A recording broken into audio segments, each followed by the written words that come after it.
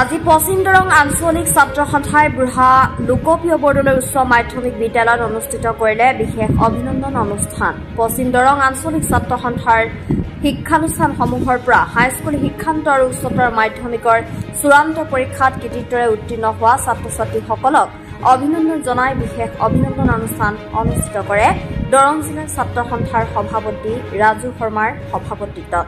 শংকৰদেৱ শিশু নিকেতনৰ ছাত্ৰ ছাত্ৰীসকলে পৰিৱেশন কৰা আৰম্ভণি গীতৰ পিছতে সদৌখন ছাত্ৰ সন্থাৰ ৰাজ্যিক কাৰ্যনিৰ্বাহক সদস্য পৰাগ চহৰীয়াই উদ্বোধন কৰা সভাত নিৰ্দিষ্ট বক্তাৰ ভাষণ প্ৰদান কৰে বাইহাটা চাৰিআলিৰ BEd কলেজৰ অধ্যক্ষ আব্দুল ছামাদে।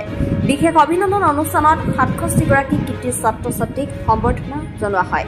বিশেষ সম্বৰ্ধনা অনুষ্ঠানত বিশেষভাৱে উপস্থিত থাকে দৰং জিলাৰ ছাত্ৰ সন্থাৰ সম্পাদক হৃদয় বৰুৱা, জিলা উপদেষ্টা পৰেশ চহৰীয়া, জিলা শিক্ষা সম্পাদক সাজিজ আলম।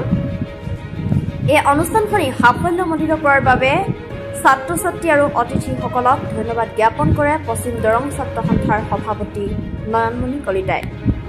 দৰঙৰ পৰা কলিতাৰ ৰিপৰ্ট, নিউজ 24 ছাত্ৰ সন্থাৰ উদ্যোগত আমি বুঢ়া লোকপ্ৰিয় বৰদলৈ উচ্চতৰ মাধ্যমিক বিদ্যালয়ত এইবেলি হাইস্কুল উচ্চতৰ মাধ্যমিক চূড়ান্ত পৰীক্ষাত যিসকল কৃতিমান ছাত্ৰ ছাত্ৰীয়ে ৭৫%তকৈ অধিক নম্বৰ লাভ কৰি উত্তীৰ্ণ হৈছে সেইসকল ছাত্ৰ ছাত্ৰীক আমি আজি একোখনকৈ গামোচা আৰু সম্বৰ্ধনা পত্ৰৰে আমি আঞ্চলিক ছাত্ৰ সন্থাৰ তৰফৰ পৰা আদৰণি জনাওঁ। এই অনুষ্ঠানত আমাৰ মুখ্য অতিথি হিচাপে উপস্থিত থাকে বাইহাটা চাৰিআলি BEd কলেজৰ সন্মানীয় অধ্যক্ষ ডক্টৰ আব্দুল ছামাদ ছাৰ, জিলা ছাত্ৰ সন্থাৰ সন্মানীয় সভাপতি সম্পাদক প্ৰমুখ্যে, সদৌ অসম ছাত্ৰ সন্থাৰ ৰাজ্যিক কাৰ্যনিৰ্বাহক পৰাগ চহৰীয়া আৰু আমাৰ এই পশ্চিম দৰং আঞ্চলিক ছাত্ৰ সন্থাৰ বিভিন্ন প্ৰাক্তন আছুৰ বিষয়ববীয়াসকল উপস্থিত থাকে। তেখেতসকলৰ উপস্থিতিত আজি আমি অভিনন্দন অনুষ্ঠানটি সফলভাৱে সম্পন্ন কৰিম। ভাল শিক্ষা ব্যৱস্থাৰ উপযুক্ত কৰ্মসংস্থাপনৰ কাৰণে কাম কৰা আৰু এনেকুৱা কামসমূহ কৰি যাওঁতে এই সদৌঅসম ছাত্ৰ সন্থাই কিন্তু আটাইতকৈ বছৰটো যদি ভাল লগা কাৰ্যসূচী এটা ৰূপায়ণ কৰা হয় সদৌঅসম ছাত্ৰ সন্থাৰ উদ্যোগত বা বিভিন্ন ঠাইত যদি কাৰ্যসূচীটো ৰূপায়ণ কৰা হয়, কাৰ্যসূচীটোৱে হৈছে অভিনন্দন অনুষ্ঠান বা সম্বৰ্ধনা অনুষ্ঠান। যিসকল ছাত্ৰ ছাত্ৰীয়ে নিজৰ ঐকান্তিক চেষ্টা বা প্ৰচেষ্টাৰ বলত তেওঁলোকৰ সাধনা, শিক্ষাগুৰুসকলৰ যি মাৰ্গদৰ্শন বা অভিভাৱকসকলৰ যি চেষ্টাৰ ফলত সেই ছাত্ৰ ছাত্ৰীসকলে এটা ইচ্ছিত লক্ষ্যত উপনীত হ'ব পাৰে, এটা ভাল ফলাফল দেখুৱাবলৈ সক্ষম হয়।